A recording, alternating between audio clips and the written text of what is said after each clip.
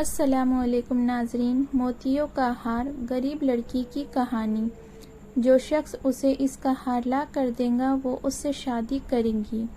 پرانے وقت کی بات ہے، ایک گاؤں میں ایک بیوہ اپنی بیٹی افشا اور بیٹے افتخار کے ساتھ ایک چھوٹے سے گھر میں رہتی تھی۔ وہ ہنسی خوشی زندگی گزار رہے تھے کہ ایک دن بیوہ عورت کا انتقال ہو گیا۔ افشا اور افتخار بہت زیادہ دکھی ہو گئے۔ ایک ہفتہ سوگ منانے کے بعد انہیں وراثت کا خیال آیا۔ وصیت تو ان کی ماں نے کی نہیں تھی۔ انہوں نے گاؤں کے بڑے بوڑھوں سے مشورہ کیا۔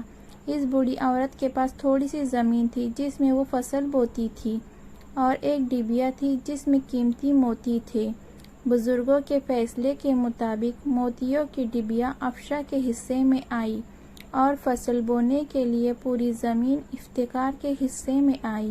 اس فیصلے سے افشا تو مطمئن تھی، لیکن افتخار اس بات کے خلاف تھا کہ اسے محنت کرنے کے لیے بس ایک زمین دی گئی، جبکہ اس کی بہن کو بیٹھے بٹھائے قیمتی موتی مل گئے۔ فیصلے کے خلاف تو وہ جا نہیں سکتا تھا، اسی لیے خاموش رہا، لیکن وہ ان موتیوں کو حاصل کرنے کا پختہ ارادہ کر چکا تھا۔ افشا نے موتیوں کا ہار بنا کر اپنے گلے میں پہن لیا تھا۔ وہ اسے ہر وقت پہنے رہتی اور رات کو سوتے وقت اس کو اتار کر اپنے تکیے کے نیچے رکھ دیتی۔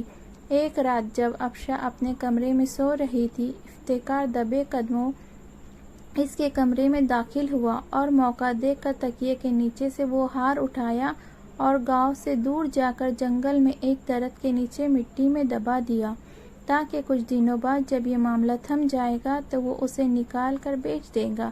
اگلی صبح جب افشا اٹھی تو ہار کو نہ پا کر بہت پریشان ہوئی۔ اس نے اسے ہر جگہ ڈھونڈا لیکن ہار نہیں ملا۔ افتخار سے پوچھا تو اس نے لا علمی کا اظہار کر دیا۔ اب تو وہ اور بھی پریشان اور فکر مند ہو گئی۔ اس نے گاؤں میں اعلان کروایا کہ جو شخص اسے اس کا ہار لا کر دے گا وہ اس سے شادی کرے گی۔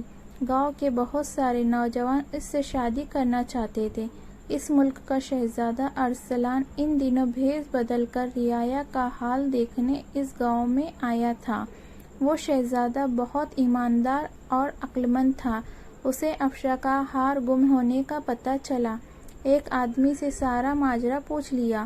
اب اس کا پہلا شک افتخار پر گیا، کیونکہ وہ بہت پرسکون تھا، جبکہ اس کی بہن کا اتنا قیمتی ہار گم ہو گیا تھا۔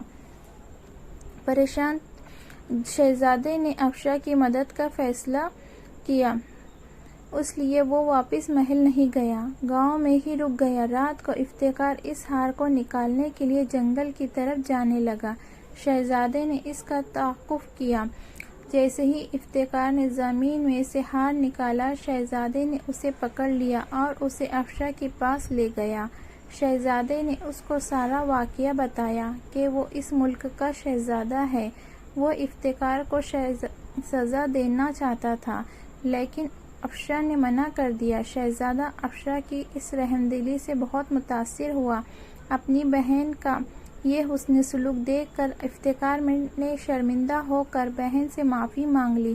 افشا نے اسے معاف کر دیا۔ اپنے وعدے کے مطابق افشا نے شہزادے سے شادی کر لی اور اس کے ساتھ محل چلی گئی۔ افتخار اب اسی چھوٹی سی گھر میں رہتا ہے اور اسی زمین پر کام کرتا ہے، اور شہزادہ ارسلان اور شہزادی افشا ہنسی خوشی زندگی گزار رہے ہیں، اور وہ موتیوں کا ہار اب بھی افشا کے گلے میں رہتا ہے۔